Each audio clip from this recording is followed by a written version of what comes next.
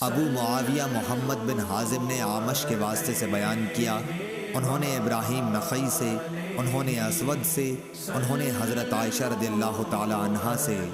آپ نے بتلایا کہ نبی کریم صلی اللہ علیہ وسلم زیادہ بیمار ہو گئے تھے تو بلال رضی اللہ تعالی عنہ آپ کو نماز کی خبر دینے آئے۔ آپ نے فرمایا کہ ابو بکر سے نماز پڑھانے کے لیے کہو۔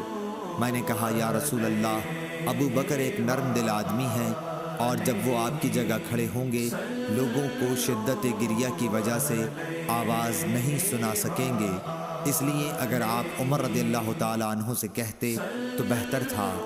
آپ نے فرمایا کہ ابو بکر سے نماز پڑھانے کے لیے کہو۔ پھر میں نے حفصہ رضی اللہ تعالی عنہا سے کہا، تم کہو کہ ابو بکر نرم دل کے آدمی ہیں، اور اگر آپ کی جگہ کھڑے ہوئے تو لوگوں کو اپنی آواز نہیں سنا سکیں گے، اس لیے اگر عمر سے کہیں تو بہتر ہوگا۔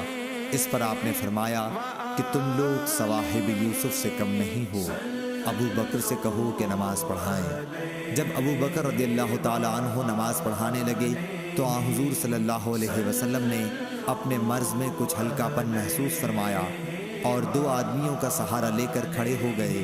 آپ کے پاؤں زمین پر نشان کر رہے تھے۔ اس طرح چل کر آپ مسجد میں داخل ہوئے۔ جب ابو بکر نے آپ کی آہٹ پائی تو پیچھے ہٹنے لگے، اس لیے رسول اللہ صلی اللہ علیہ وسلم نے اشارے سے روکا۔ پھر نبی کریم صلی اللہ علیہ وسلم ابو بکر رضی اللہ تعالی عنہ کی بائیں طرف بیٹھ گئے تو ابو بکر کھڑے ہو کر نماز پڑھ رہے تھے اور رسول اللہ صلی اللہ علیہ وسلم بیٹھ کر۔ ابو بکر رضی اللہ تعالی عنہ رسول اللہ صلی اللہ علیہ وسلم کی اقتداء کر رہے تھے اور لوگ ابو بکر رضی اللہ تعالی عنہ کی اقتداء۔ صحیح بخاری حدیث نمبر 713۔